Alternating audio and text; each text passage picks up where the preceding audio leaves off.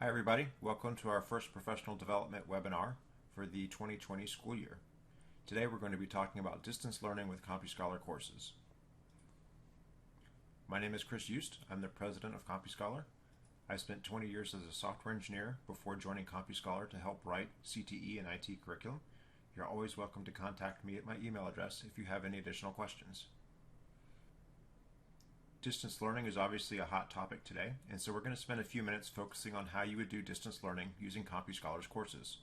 We'll start off and make sure you understand the difference between accessing the course material and doing the hands-on activities. We'll talk about a couple of built-in communication tools that we have within our system, and then we'll walk through each one of our courses and discuss if and how you can use that course in a pure distance learning environment. So those of you that have used CompuScholar's courses before probably know that all of the course material is online, and so you can access that course material from any web browser on any device, and that includes Windows and Mac OS devices, Chromebooks, tablets, smartphones, and anything else with an HTML5 browser. So from that perspective, distance learning is pretty easy. It doesn't matter if your students are accessing our course material from the classrooms, from a one-to-one device on the road, or from their home. However, it gets interesting when we start talking about the hands-on activities. Our technical courses involve many hands-on projects where the students are writing code or creating other digital artifacts, and some of those projects are done in external software like integrated development environments or other online services. So on a course-by-course basis, we want to carefully review the operating system and installation requirements and just brainstorm some ways around having to install that software on a local computer if possible. Before we dive into each one of our courses, let's hop over to our online system and check out some of the communication tools that are built into that system. So we're looking at one of our online courses, and all of them work the same way. You'll notice on your teacher's menu to the left, you've got a link that says Message My Students. This page will allow you to send and receive messages to and from your students, so you can select the students here on the left and then choose to send them a message. And so this is great if you just want to drop the student a note if they happen to be at home and you're in the classroom, or everybody's at home, or any combination of those kinds of deployment scenarios. This feature will not let students chat amongst themselves, so it's strictly a communication tool between you and your students.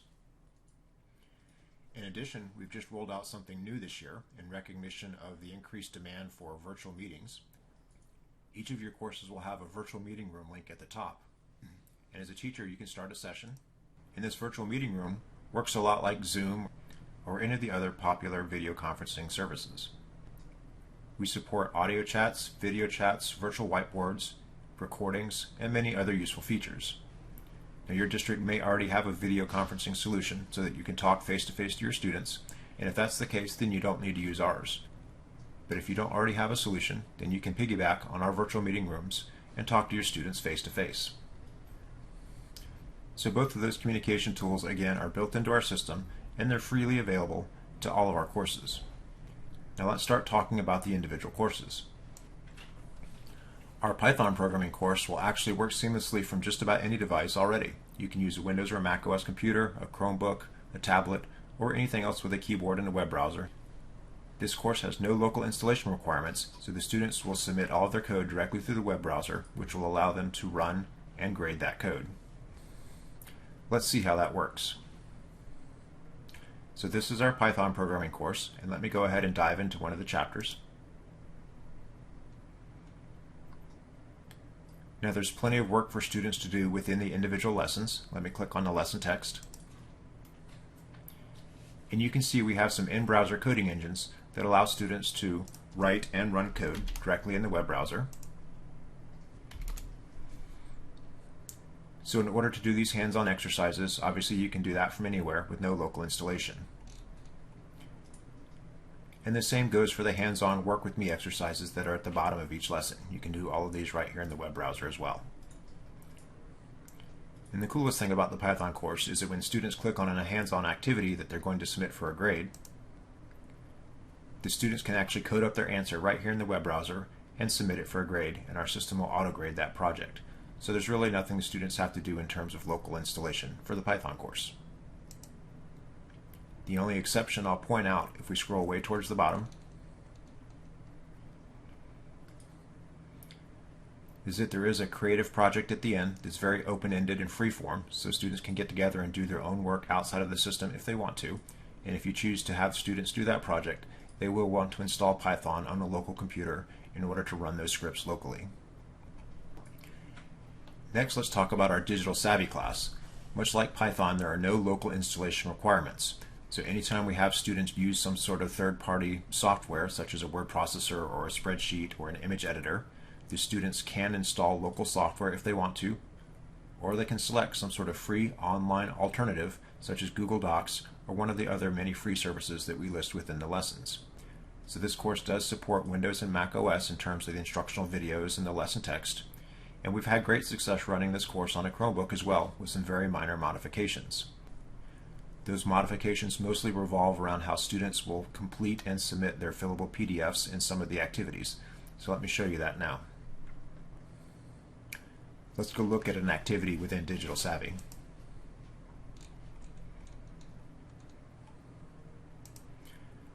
You can see in this activity we've provided a fillable PDF that students can use in order to submit their answers. In a normal environment, students would download this to a Windows PC or a Mac computer. They would use Adobe Reader in order to edit the PDF and fill in their answers, and then they would submit that PDF to the teacher for grading. If you are on a Chromebook, then the Chromebook can't natively edit that PDF, nor can you install an Adobe Reader. So the easy solution that we found is to use one of many online free services that will allow you to fill in the PDFs. So a little bit of Google searching will uncover a number of alternatives for you and your students. We're showing you one service here that we found to be pretty easy and that's proven to work. So you can just download that PDF to your Chromebook, then upload that PDF here. Students can fill in the blanks, save the PDF back to their local computer, and then upload that to the teacher for grading. So it's just one extra step in order to get those fillable PDFs completed. And of course, if you choose to use some alternate mechanism for students to submit their work, that's perfectly fine as well. You don't actually need to use these PDFs at all. They're just there as a convenience and a way to give students some structure around the answers they're submitting to the teacher. Other than that, when you're working with Digital Savvy, you really don't need to make any other modifications because the lessons, again, are going to use either locally installed software if it's available or some sort of free online alternative for each one of the activities that the students are going to be doing. So next, let's talk about our web design course. And out of the box, the web design course natively supports Windows and Mac OS computers.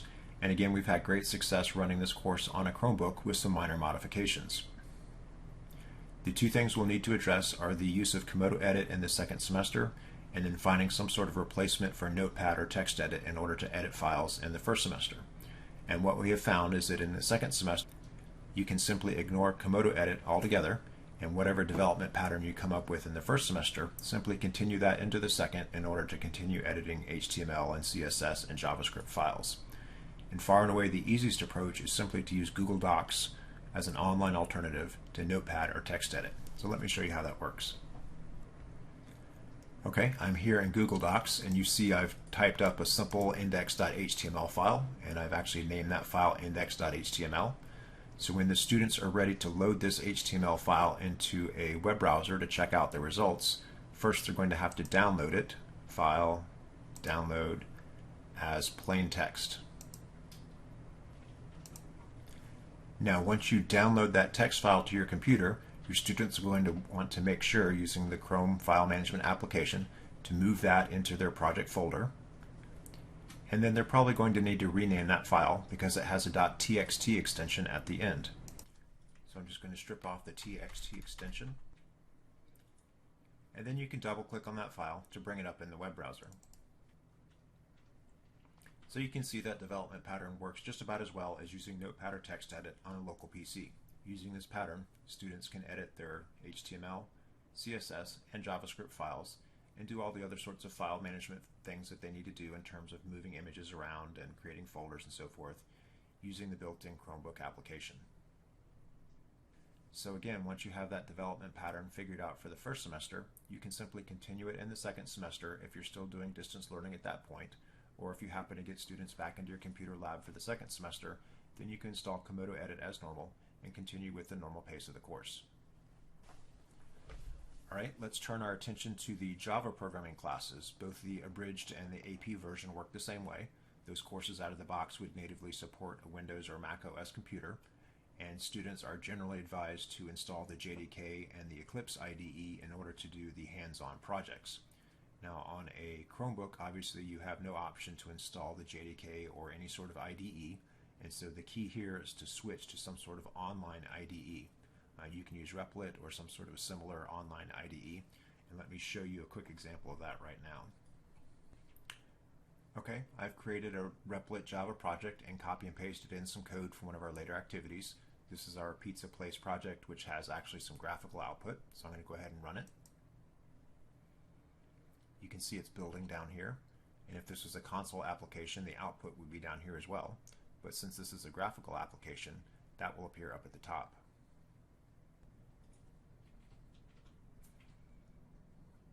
So this is actually pretty nice. You can do full-on Java graphical projects and everything that we need you to do within the course right here in this online IDE.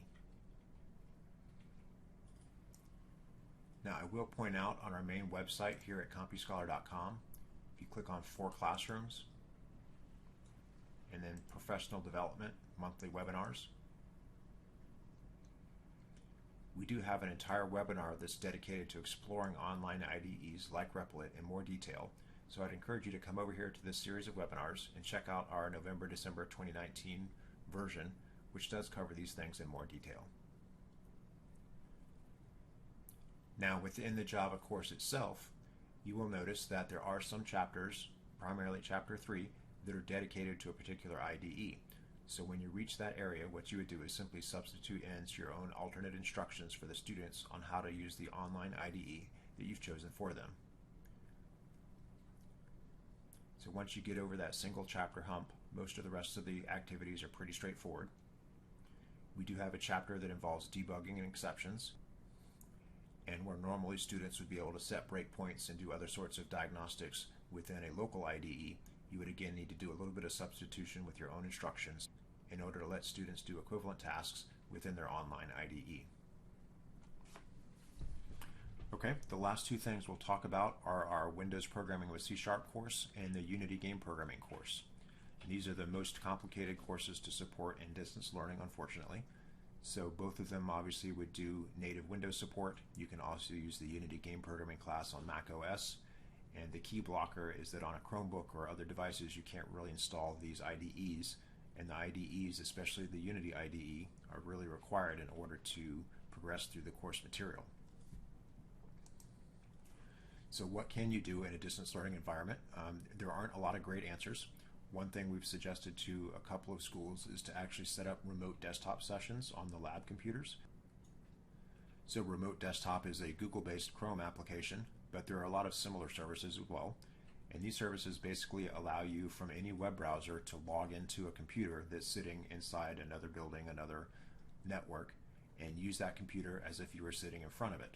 So if you had the Unity IDE or Visual Studio installed on your lab computers and your students simply couldn't get to the lab, then they could establish a remote desktop connection to those lab computers and continue to work normally. So obviously that's something you would have to clear with your IT department, and we would love to hear your success stories if you're able to get that working. And if you have any other ideas to share that would let your students use the Unity IDE or Visual Studio remotely from a web browser, we'd love to hear that, and we'd share that with other teachers. So in summary, it's generally very possible to do distance learning with CompuScholar's courses. We've got communication tools built into our system. Many of the courses will either seamlessly or with very minor modifications work in a distance learning environment, and then when your students return to school, you can continue to use the same course material, and they simply access that course material from the school classrooms instead of from home. And once you do reach that school lab environment, then you have some additional options as well in terms of the locally installed software that you can use. Thank you so much for watching. If you have any additional questions, please contact us.